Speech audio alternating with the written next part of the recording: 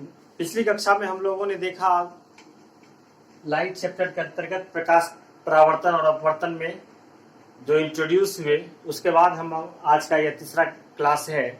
आज हम बात करेंगे गोलीय दर्पण का जो है पूरा उसका जो है लेखा जोखा और उसके बारे में सभी प्रकार के जानकारी को हम प्राप्त करेंगे। सबसे पहले आप जानें कि गोलीय दर्पण जो खोखले गोले का बना होता है, कांच का बना होता है वह, और उसको आप सबसे पहले समझिए। यह जो गोलीय दर्पण है, इस गोलीय दर्पण का जो केंद्र होता है उसको हम लोग वक्रता केंद्र कहते हैं। अब इस दर्पण में अगर हम बाहर से रज्जित कर देंगे तो यह अवतल दर्पण हो जाएगा। क्या हो जाएगा? यह अवतल दर्पण हो जाएगा। ठीक है। और अगर हम इसको अंदर से रज्जित कर देंगे तो यह उत्तल दर्पण हो जाएगा। तो ये उत्तल दर्पण और अवतल दर्पण के आज जितने भी इसमें शब्दावली आते हैं उस शब्दावली पे हम लोग चर्चा करेंगे और सीखने की कोशिश करेंगे। तो आइए सबसे पहले आप जानें कि वक्रता केंद्र क्या है। तो जो गोलीय दर्पण, जो गोले का वह आकृति का जो वह दर्पण होता है, उसका जो केंद्र होता है वही उसका वक्रता केंद्र कहलाता है। और केंद्र से होकर जो रेखा गुजरती है उसे प्रधान अक्ष या फिर मुख्य अक्ष कहते हैं। क्या कहते हैं? प्रधान अक्ष या मुख्य अक्ष कहते हैं। और दर्पण का जो मध्य बिंदु होता है उसे हम पोल या ध्रुव कहते हैं। ध्रुव या पोल कहते हैं। इसे पी से सूचित किया जाता है। ठीक यही इसमें भी इसी प्रकार से यह प्रधान अक्ष हो जाएगा, यह वक्रता केंद्र हो जाएगा, यह पी हो जाएगा जिसे आप ध्रुव बोले, और यह प्रधान अक्ष कहलाएगा। प्रधान अक्ष या मुख्य अक्ष जिसे कहते हैं, या मुख्य अक्ष जिसे कहते हैं। और मुख्य अक्ष दर्पण के केंद्र से गुजरेगा, केंद्र से गुजरेगा, यह मुख्य अक्ष कहलाएगा। अब देखिए कि यह जो गोलीय दर्पण जो बना होता है, अगर आप यहाँ पर थोड़ी देर के लिए इस भाग को भूल जाए, ठीक है, इस भाग को हम भूल जाते हैं। अब देखिए यहाँ से अब कितने शब्दावली आपके सामने आएंगे। अब इसको यहाँ नोमिनेट कर दीजिए एम, और एम डैश कर सकते हैं, एम डैश कर देते हैं। तो यहाँ पर अब आ जाता है कि एम और एन की बीच की दूरी क्या कहलाती है। तो एम और एन की बीच की दूरी जो होती है उसे कहते हैं दर्पण का द्वारक। क्या कहते हैं? दर्पण का द्वारक, aperture of mirror, aperture of mirror. ये दूरी यहाँ से जो इसकी बीच की दूरी हुई दर्पण के बीच का, इसको बोलेंगे दर्पण का द्वारक। क्या कहेंगे? दर्पण का द्वारक। ठीक इस प्रकार इसमें भी एम और एम1 जो है या एम डैश जो है वो दर्पण का द्वारक हुआ। अब देखते हैं कि दर्पण के द्वारक के बाद क्या इसमें आता है। इसमें सबसे बड़ी बात है वक्रता त्रिज्या। तो सिंपल सी बात है, वक्रता केंद्र से लेकर के ध्रुव के बीच की जो दूरी होगी ये वक्रता त्रिज्या कहलाएगी। यहाँ से क्या कहलाएगी? ये वक्रता त्रिज्या कहलाएगी। ये ध्रुव कहलाया, ये वक्रता त्रिज्या कहलाएगा, यानी सीपी की दूरी, यानी सीपी वक्रता त्रिज्या कहलाएगा। और वक्रता त्रिज्या जो है रेडियस ऑफ कर्वेचर, ये सीपी उत्तल दर्पण में भी और अवतल दर्पण में भी। अब देखिए इसमें और मुख्य रूप से हमको क्या पढ़ना है, इसमें पढ़ना है फोकस। वो फोकस क्या है, तो फोकस को समझिए।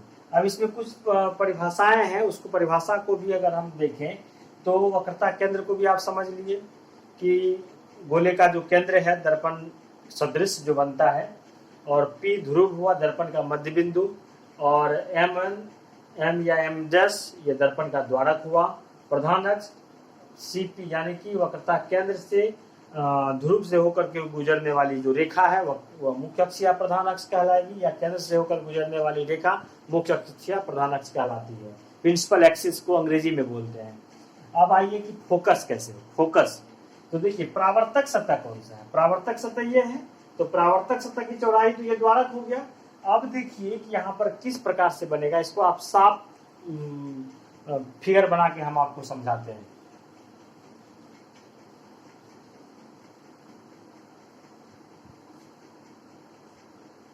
अब देखिए, अभी जो आप समझेंगे फोकस, उसको आपको रटने की जरूरत नहीं है, आप थोड़ा सा ध्यान दीजिए यहाँ पे। सपोज कीजिए ये जो हो गया, ये आपका अवतल दर्पण हो गया, इसको बाहर से हम कलई कर दिए, जिसको रज्जित बोलते हैं, सिल्वर्ड कर दिए, और ये इसका हो गया प्रिंसिपल एक्सिस, जिसको कि आप बोलते हैं प्रधान अक्ष, या इसका हो गया पोल, जिसको आप ध्रुव बोलते हैं, ठीक है।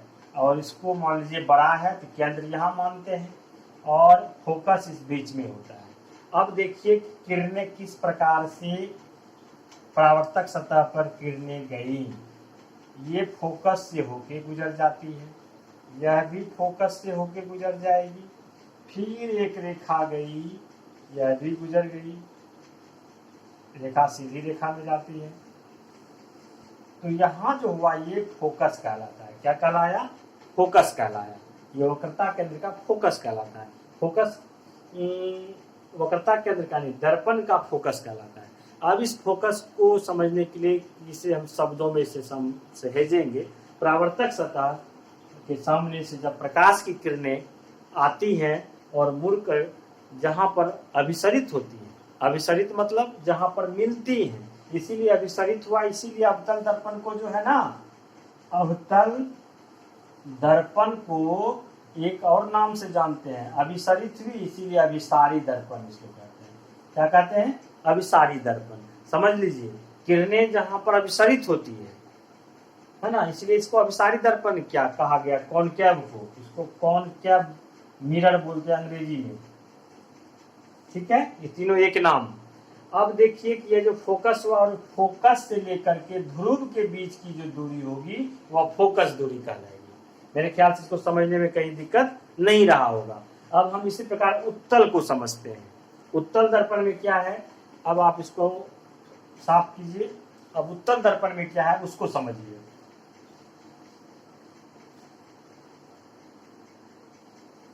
उत्तल दर्पण में क्या है, दर्पण को इसी प्रकार से आप बनाएं, और इसको भीतरी भाग में हम सिल्वर्ड कर देते हैं, जिसको कि आप रज्जित बोलते हैं। क्या बोलते हैं? रज्जित।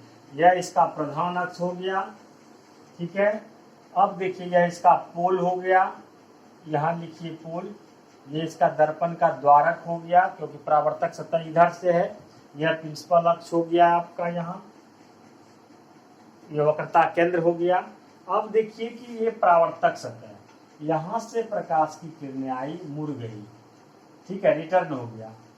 फिर एक किरण आई, ठीक है, मुड़ गई। उसी प्रकार से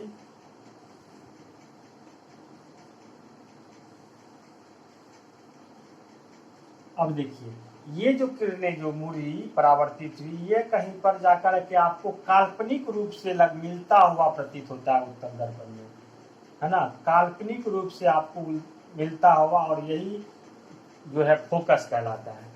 ये जो काल्पनिक जो है, क्योंकि इसमें तो काल्पनिक प्रतीत दर्पण के पीछे बन रहा है, तो यहाँ पर मेरा यही हो गया इसका फोकस। और यहाँ से लेके दर्पण के ध्रुव के बीच की दूरी को कह देंगे हम लोग फोकस दूरी। फोकस दूरी समझ लिए, फोकस समझ लिए। और यहाँ पर ये किरणें, प्रकाश की किरणें जो आप जो है इससे टकरा करके परावर्तित होकर जाती है, तो वो किरणें जो है दर्पण के पीछे अपसरित होती हुई मालूम पड़ती है। कैसे? अपसरित होती हुई। ये जो अपसरित हुई, इसीलिए इसको उत्तल दर्पण को जो है ना, उत्तल दर्पण को हम अपसारी दर्पण भी कहते हैं। कॉन्वेक्स मिरर इसको बोलते हैं, कॉन्वेक्स मिरर। ये तीनों एक ही नाम है। एकदम समानता के साथ दोनों को कंपेयर करके आप जो है इसको पढ़ सकते हैं। अब देखिए अवतल उत्तल का अंतर हम पिछली कक्षा में देख ही लिए थे। अब आप जो है उत्तल दर्पण और अपसारी दर्पण, कॉन्वेक्स मिरर, तीनों एक ही चीज है। इसका फोकस भी आप लोगों ने देख लिया। अब देखिए कि सबसे बड़ी बात होती है कि इसमें संबंध, वक्रता त्रिज्या और फोकस के बीच में संबंध। इसको हम अवतल दर्पण और उत्तल दर्पण दोनों को हम अगली वीडियो में देखेंगे, किस प्रकार से जो है R=2F आप बोर्ड पर जो है एकदम लाइव क्लास में जो है आप जब ऑनलाइन होंगे, जब 1 से 2 बार आप देखेंगे वह कॉन्सेप्ट आपका क्लियर हो जाएगा। यह हर एक एग्जाम में पूछना तय ही है, इससे संबंधित न्यूमेरिकल प्रश्न पूछे जाते हैं। और अगले वीडियो में हम दोनों का जो है डिफिनेशन दोनों को हम साबित करेंगे कि R=2F कैसे होता है, दर्पण के वक्रता, त्रिज्या और फोकस में क्या संबंध होता है।